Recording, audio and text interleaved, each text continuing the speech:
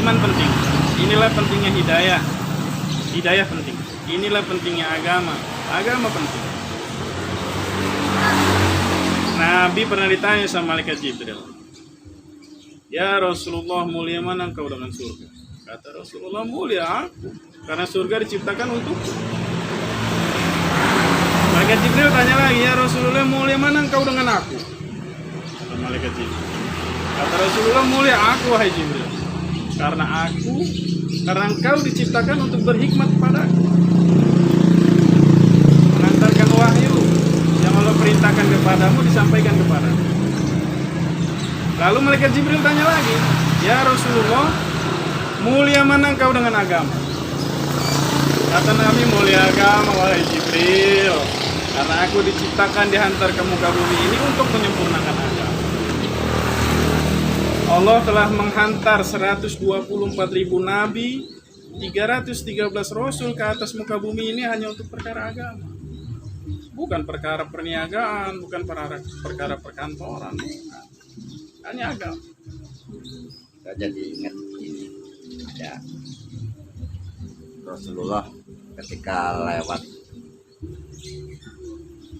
ke kebun kurma sahabatnya. Wahai si fulan, kurmamu lebat banget," kata Rasulullah. "Ya ini ya Rasulullah, ini apa memang saya pelihara, saya pupuk, saya siram dan sebagainya." Maka Rasulullah, "Sebenarnya tidak kau apa-apakan pun kalau memang mau berbuah lebat berbuah." Iya. Kata Rasulullah. Nah, kemudian berhubung Rasulullah berkata seperti itu, akhirnya sahabat tadi menerapkan, kenapa biarin aja lah, biarin aja. Setelah itu setahun kemudian Rasulullah bertanya lagi, "Hai Fulan, kenapa kurmamu kok nggak lebat lagi kayak kemarin? Justru ini," kata Rasul, "katanya nggak diapa-apain juga ini." Kan itulah yang namanya kita meyakini Allah. Jadi kalau masalah dunia itu, kalau kata orang Semendonya itu pacaklah kabah, pinter-pinterlah kamu masalah dunia, yang penting tidak melanggar larangan. Nah jadi kalau mendengarkan kalimat antum tadi itu tentang dunia, Rasulullah ini lebihlah pinter umatku nanti. Semakin ada motor, ada mobil, ada pesawat kan. Makanya kalau sekarang ini sering ya udah, kalau memang mau nurutin Nabi bener, lu naik ke Mekah, lu naik onta katanya. Ini kesana arahnya. Jadi sebenarnya kalau dunia itu, kalau ya itu tadi, pinter-pinterlah umatku nanti, lebih canggih lagi. Itu yang sering untuk penyandang. Kalau memang ini ya udah, jangan pada mikrofon, udah teriak seperti Bilal naik ke Mekah, jangan pakai kendaraan, pakai onta. Nah itu yang sering salah kaprah. Padahal dunia itu ya, dunia harus terpisah dengan akhirat gitu. Itu sering dalam bentrokan sesama muslim yang sama-sama lemahnya, sama-sama doibnya, akhirnya bodoh semua. Ya kan kayak bicara antum ini, kalau secara bodoh sebenarnya kalau mau praktekin Rasulullah ini luar biasa. Lagi makan kakinya di lima sebelah begini nih, sebenarnya maksudnya biar enggak Terbagi menjadi 3. kan, kira-kira seperti itu. Sementara secara awam mangan kok jaga.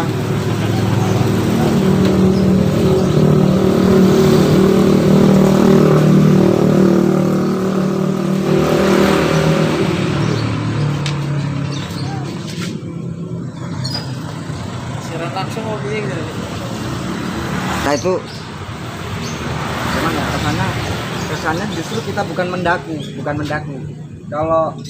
Kalau saya ngomong masalah fikih aja berarti menurut aku memang saya ngajinya fikih terus ya. Terus antum ibaratnya ngomongin masalah dakwah itu harus jalan. Terkesan mendaku gitu loh bagi orang yang bukan itu gitu loh. Kalau sama-sama tahu nggak masalah, kalau sama-sama tahu ya. Tapi kalau yang ngomongin yang itu tadi bilang udah nggak wayanya nyalain orang, udah nggak wayanya menghukumi orang, menghakimi orang. Saya sepakat. Karena sekarang ini apalagi ya sekarang ini ilmu semakin terbentuk. Wah, kalau kata Bang Nasrul, Bang Kandasin itu, kita ini sekarang ini ilmu ini udah nyempar nyandung. Ilmu itu udah nyempar nyandung. Jadi ya saya sepakat kalau sekarang ini udah nggak gaul, bahkan udah nggak keren lagi kalau bid'ah, kafir lo, antum dan sebagainya. Begini jauh lah. Saya buktinya nih, saya bukan jamaah tablik, saya nggak isbal saya. Dan saya bukan jamaah tablik, saya pakai jenggot. Kalau memang mau ngomong begitu, memang saya sepakat. Sekarang ini kita bagaimana menyatukan umat. Mau dia Muhammadiyah, mau dia NU, mau dia Salafi, mau dia Persis, mau dia Jamaah Tabligh. Sebenarnya Jamaah Tabligh ini bukan satu organisasi. Orang aja yang bilang itu Jamaah Tabligh, itu jauhlah. Jamaah kompor, Jamaah jenggot, Jamaah gajah, Jamaah pajero. Sebenarnya jamaah ini jemaah orang Islam yang sedang mengamalkan sunnah Nabi sebagaimana para sahabat. Sekarang itu bagaimana kita ini menyatukan pikir. Kita yang sudah bolak-balik ke masjid, yang sudah menjalankan perintah Allah ini, menyatukan pikir kita bagaimana orang-orang yang ada di sekeliling kita ini, tetangga kampung, tetangga kota, tetangga desa, seluruh umat masuk ke dalam masjid, jalanin perintah Allah. Ya guys ya. Gara-gara beginian nih. Gara-gara beginian aja orang dakwain saya. Gara-gara beginian. Ya saya juga ya belajar kok. Nah, jadi saya kira nggak lagi zamannya. Apa? Ada orang yang beda sedikit langsung ceramah. Itu haram, itu nggak ada contohnya. Saya kira nggak begitu aja. Sekarang ini gimana orang mau ke masjid, Patah. orang mau jalan perintah Allah, Daripada dengan urat itu berdebat, lebih baik waktunya untuk dakwah ya. kata Nabi, ya ayuhan nas qulu la ilaha illallah tuflihu. Wahai manusia, bersaksilah kalian bahwasanya tidak yang berhak disembah kecuali Allah, maka kalian akan jaya, maka kalian akan bahagia. Bahagia di mana? Bukan hanya di dunia yang sementara ini saja, akhirat yang selam. Banyak juga orang sini yang ngarang ya. Kayak mangkun nilai parman kayak jauh lah kok ejek yasinan yo. Ya rapok. Kok nggak koyo masiwan kan ora yasinan. Lah masiwan nggak podo po. Mereka mencari perbedaan, malah bukan mencari persamaan. Tak perasa itu masiwan yo jenggoten. Masiwan kadang yang tinggu gamis. Cuman kok sholatnya nggak kunut. Sebenarnya guys kayak saya ya. Kebetulan ibaratnya di masjid yang memang di kepengurusan kami, contohnya kami di Muhammadiyah, kami nggak pakai kunut. Sebenarnya kalau orang yang benar-benar mau nggak antipati dengan kami ini justru mengambilnya siapa kalian ini yang lebih alim, yang lebih berkriteria menjadi imam, silakan menjadi imam. NU kan Muhammadiyah kan kebetulan kok NU, kebetulan kami banyak yang Muhammadiyah, tapi yang paling berilmu NU ya, kami harus mengikuti kunut. Sebaliknya yang terjadi, saya pernah menyaksikan sebuah fenomena yang kaprah, bukan lagi salah, udah kaprah. Jadi yang mentang-mentang dia pakai kunut, setelah sholat dengan kami yang nggak pakai kunut, akhirnya dia sujud sahwi. Nah ini agak geli gitu. Bahkan kami sebenarnya kami yang nggak pakai kunut, ketika memang yang lebih alim yang pakai kunut, kami pakai, harus ikutin yang pakai kunut karena imam itu memang wajib untuk diikuti. Dan juga nggak ada ceritanya apa sholat kita gara-gara imam itu nggak sah.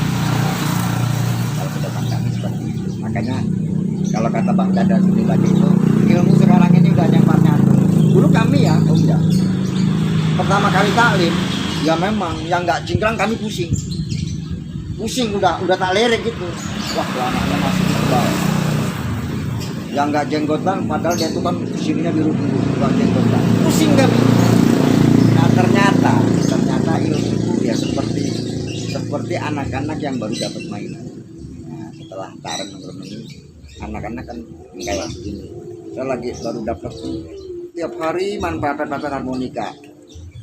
Orang nggak seneng harmonika juga bangga disodorin harmonika papet karena lagi demen-demennya, lagi baru-barunya. Nah begitu pula ilmu. Ya sekarang ya lucu lah, mentang-mentang kita punya ilmu berjudi itu haram, sengaja datang ke tukang koprok atau lagi songkeng atau lagu QQ. Wah saudaraku, berjudi itu haram kalau disebutin orang nanti. Jadi mereka itu sebenarnya dalam kegelapan. Kita nih di satu ruangan gelap, kita bilang gelap. Ya, Om Iwan juga tahu gelap ini memang. Harusnya gimana? Harusnya bawakan cahaya. Dengan cahaya kita bisa lihat mana beling, mana paku. Tinggal bisa injek. Hari ini kita bilang maksiat, haram. Kita juga tahu itu haram. Harusnya gimana? Harusnya bawakan agama. Bawakan agama kepada mereka, hingga agama itu bisa membedakan yang mana yang baik, mana yang buruk. Kalau mereka sudah tahu yang mana yang baik, mana yang buruk, mereka akan meninggalkan yang buruk, mengikuti yang baik. Dengan kasih sayang, toh, dengan lemah lembut. Terus gini, kunut gak kunut itu khilafiyah.